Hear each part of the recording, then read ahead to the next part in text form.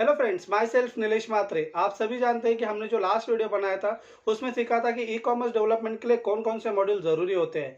क्योंकि हम e commerce business में उतर जाते हैं लेकिन हमें वो नहीं पता होता कि कौन कौन से मॉड्यूल। तो आप ज़रूर देखिए, जो लास्ट वीडियो हमने बनाया था उसकी आपको लिंक ऊपर मिल जाएगी नोटिफिकेशंस में, तो आप वो ज़रूर विजिट कीजिए। उसके बाद हमने उस वीडियो में बोला था कि हम अगले वीडियो जो बनाएंगे जिसमें सीखेंगे कि ई कॉमर्स डेवलपमेंट के लिए कौन कौन से मॉड्यूल ज़रूरी होते हैं in a CMS. Means content management system. क्योंकि बहुत content management system is a backbone होता है ई कॉमर्स डेवलपमेंट का। क्योंकि उस कंटेंट मैनेजमेंट सिस्टम में हम प्रोडक्ट अपलोड कर रहे होते हैं, कैटेगरी क्रिएट कर रहे होते हैं, सब कैटेगरी क्रिएट कर रहे होते हैं, डिस्काउंट्स मॉड्यूल्स बना रहे होते हैं या फिर शिपिंग मॉड्यूल्स बना रहे होते हैं। तो आज हम इस डेमोन्स्ट्रेशन में देखेंगे कि सीएमएस थ्रू किस तरीके से हम इस ई कॉमर्स डेवलपमेंट में ये कंटेंट अपडेट कर सकते हैं। सबसे पहले जो मॉड्यूल आता है वो होता है कैटेगरी मैनेजमेंट। आप सभी जानते हैं कि ई कॉमर्स डेवलपमेंट में अलग अलग कैटेगरीज क्रिएट की होती है, सब कैटेगरीज दिख रही होती है, तो यूजर अलग अलग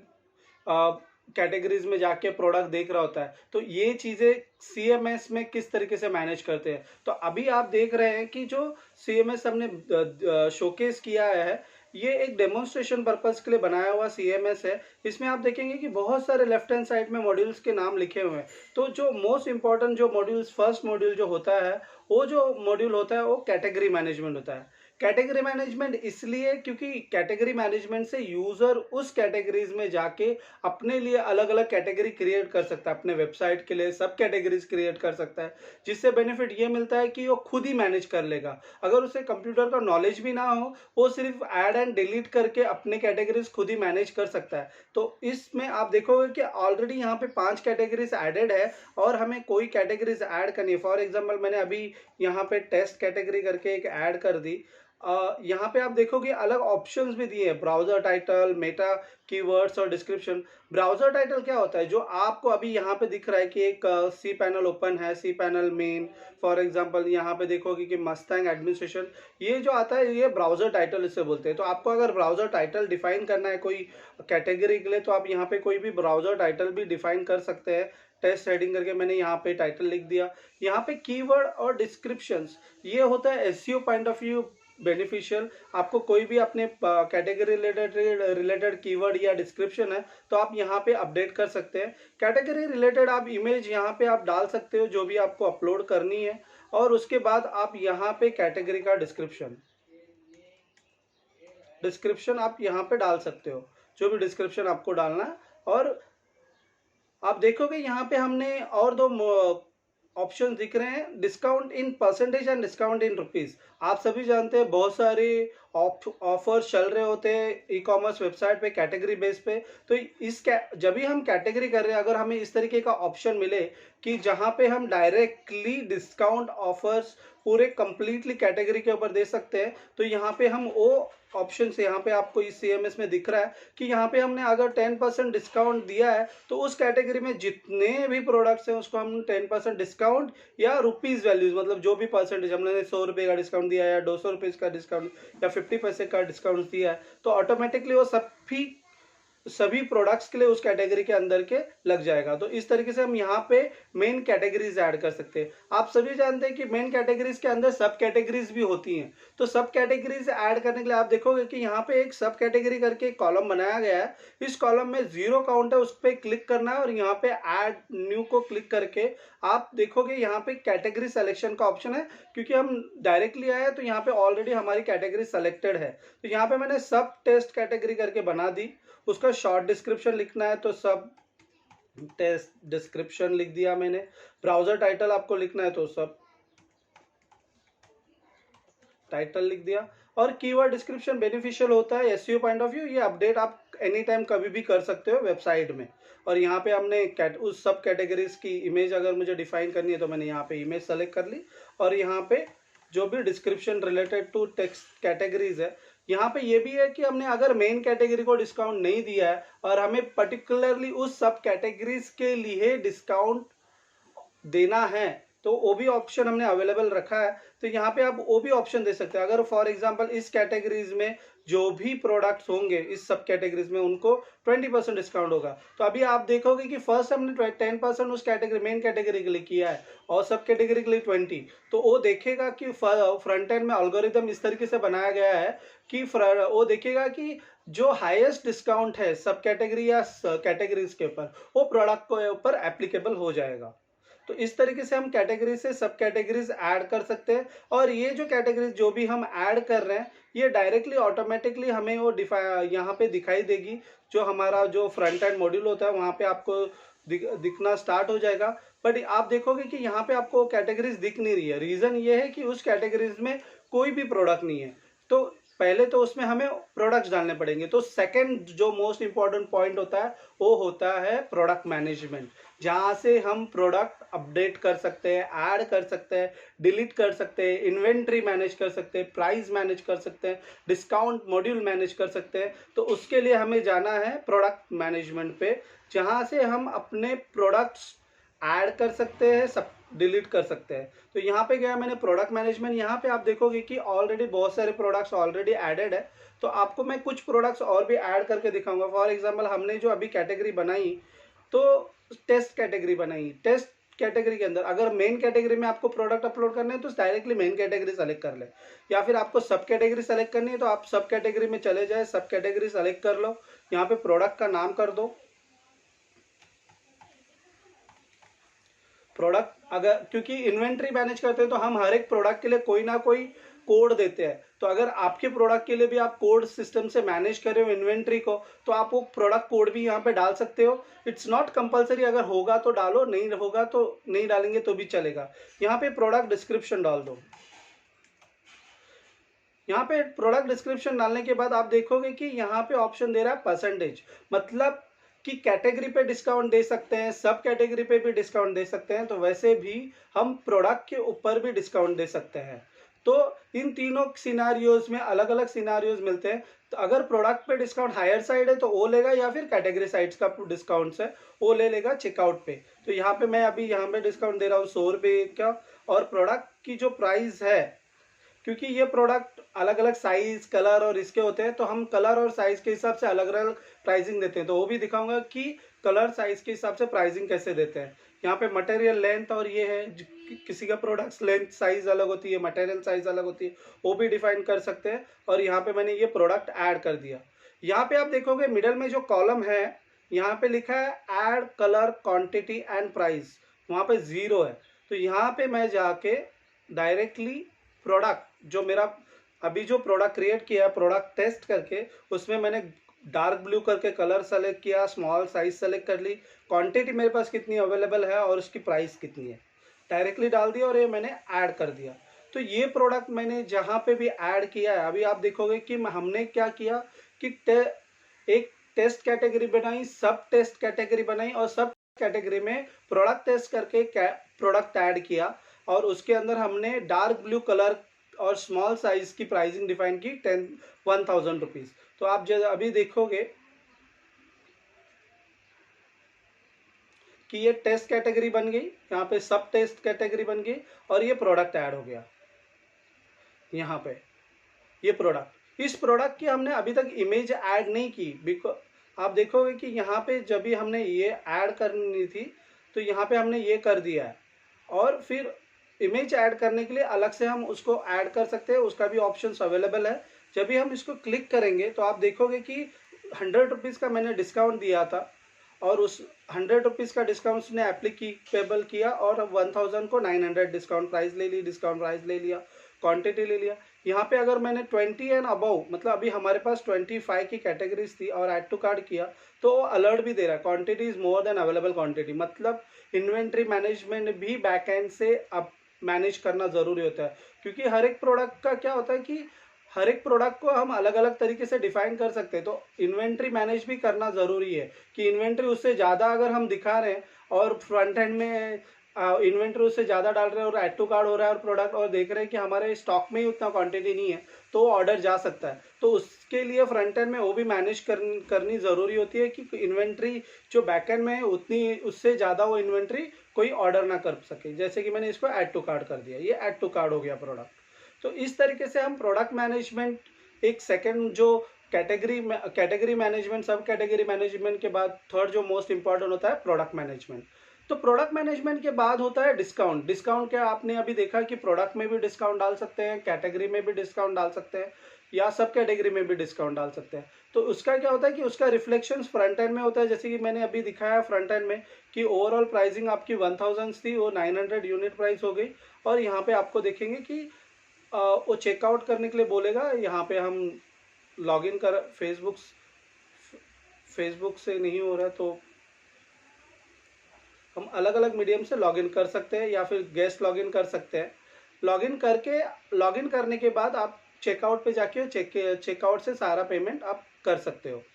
तो वैसे ही आगे वाला जो सबसे इम्पोर्टेंट मॉड्यूल जो होता है कि डिस्काउंट कोड्स।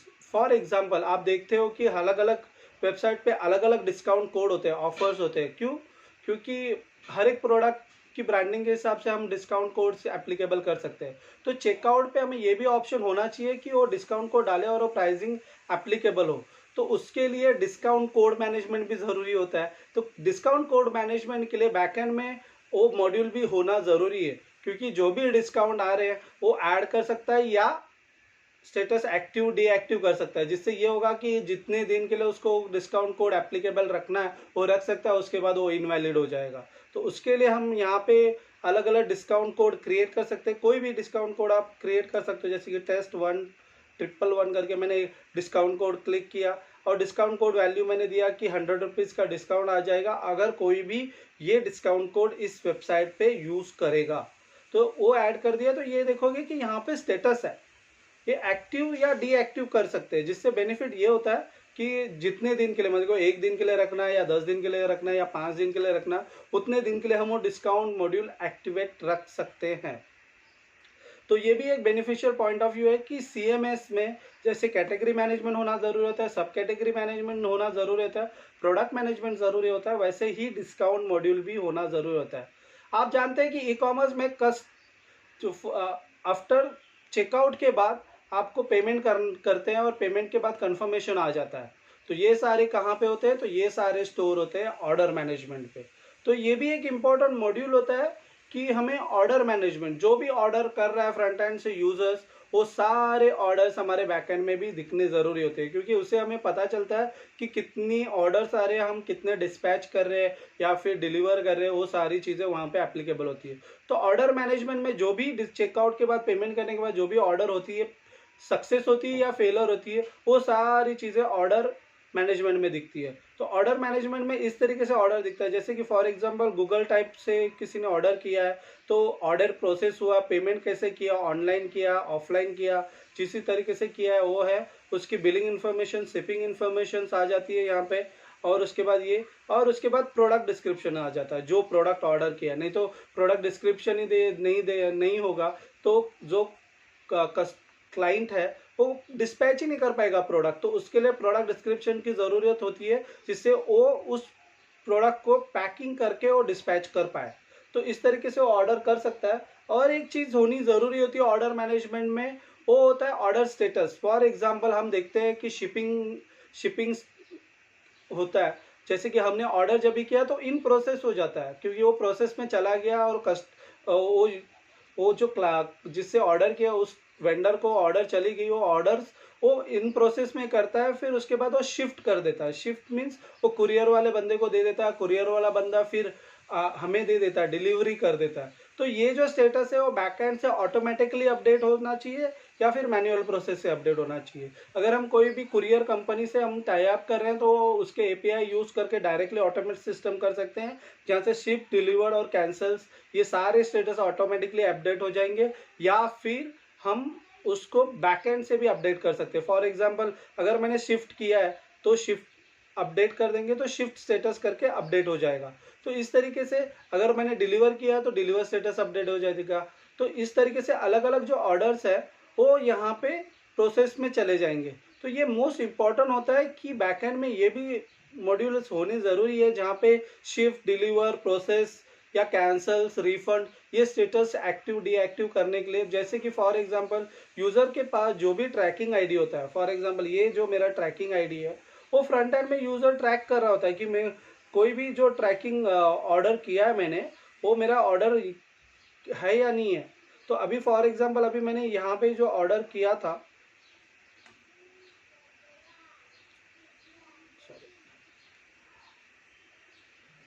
मेरा जो ट्रैकिंग आईडी है, ऑर्डर आईडी है, जो अभी ऑनलाइन प्रोसेस में इट्स नॉट डिलीवर्ड नहीं है।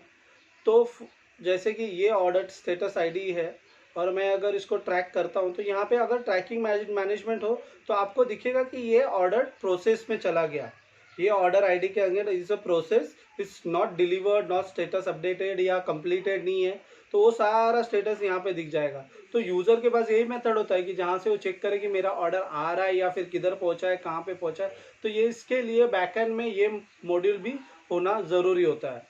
और जो मॉड्यूल्स होते हैं, बहुत अलग अलग मॉड्यूल्स होते हैं, जैसे कि फॉर एग्जांपल कोई ई कॉमर्स वेबसाइट पे ब्लॉग्स हो जाते हैं, तो ब्लॉग्स लिख सकते हैं।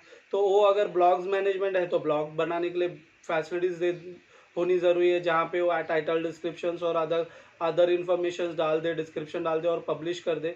तो वो जो ब्लॉग्स, जो भी उनके जो भी यूज़र्स के ब्लॉग्स हैं, वो ब्लॉग्स यहाँ पे देख ले। तो यहाँ पे ऐसे जैसे कि यहाँ पे ब्लॉग्स दिख रहे हैं, उस तरीके से वो ब्लॉग्स भी दिख जाए।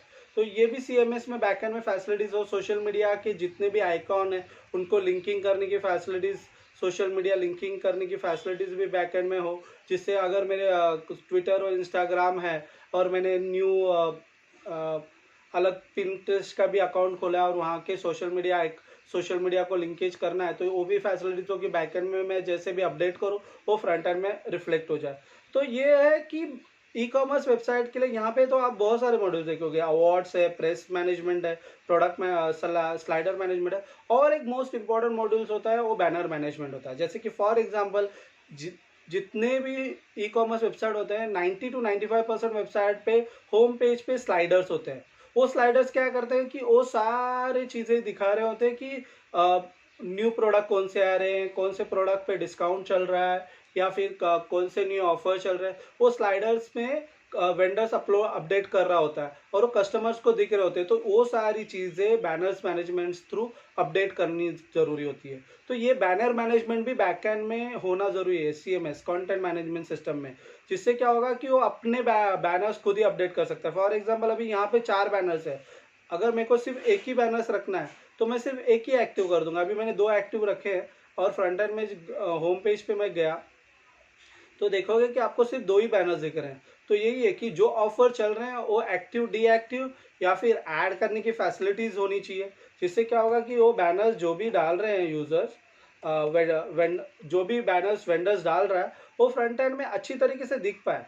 जिससे क्या होगा कि वेंडर्स को जो भी बैनर्स दिख रहे हैं, जिससे बेनिफिट ये होगा कि जो न्यू ऑफर्स है या है वो कस्टमर्स तक पहुंचेंगे और कस्टमर उसको क्लिक करके वो प्रोडक्ट की पूरी डिटेलिंग पड़ेगा और वहाँ पे कौन से डिस्काउंट अवेलेबल है, क्या क्या अवेलेबल है, वो सारी चीज़ें देख सकता है। फॉर एग्जांपल अभी मैंने ये बैनर्स अपलोड किया और यहाँ पे फ्रंट एंड में देखा तो देखोगे कि ये 3 बढ़ गया और ये थर्ड जो बैनर्स आया जो मेरा न्यू बैनर्स अपडेटेड है। तो उसी तरीके से इसको डीएक्टिव मैंने अगर कर दिया है तो यहाँ पे अगर मैं फ्रंट एंड में देखता हूँ तो डीएक्टिवेट हो गया।